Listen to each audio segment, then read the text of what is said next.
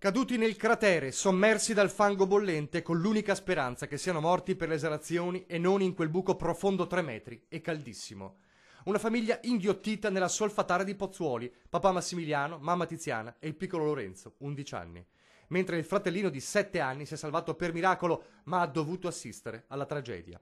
E la disperazione rimbalza dalla Campania al Veneto. Meolo in poche ore viene sconvolta dalla notizia della tragedia che ha colpito la famiglia dell'ingegnere Massimiliano Carrer, 45 anni, la moglie Tiziana Zaramella, 42 anni, e il piccolo Lorenzo, in vacanze in quei luoghi affascinanti ma anche pericolosi. Una dinamica da chiarire, ma secondo una prima ricostruzione sarebbe stato il disperato tentativo di salvare Lorenzo a far scaturire la tragedia.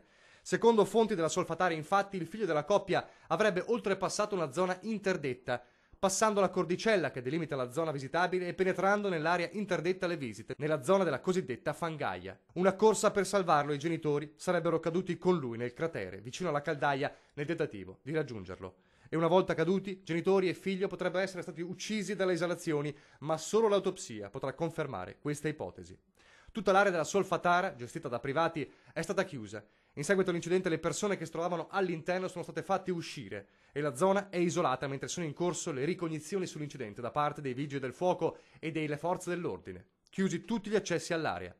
Ho visto un bambino correre piangendo, non pensavo di trovarmi di fronte alla più brutta tragedia della mia vita, ha raccontato Diego Vitagliano, pizzaiolo di Pozzuoli, testimone della tragedia.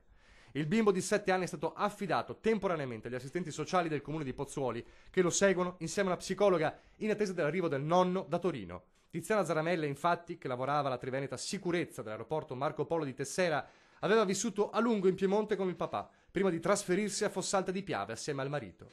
Da qualche anno abitavano a Meolo, prendendosi anche cura della nonna malata che aveva bisogno di assistenza. Intanto il sindaco di Pozzuoli, Vincenzo Figliolia, anche a nome dell'intera amministrazione comunale, ha espresso piena solidarietà alla comunità di Meolo e totale vicinanza della città al sindaco Loretta Liprandi per quanto accaduto ai suoi concittadini nella nostra terra. È un momento, dice, di profondo dolore per noi tutti.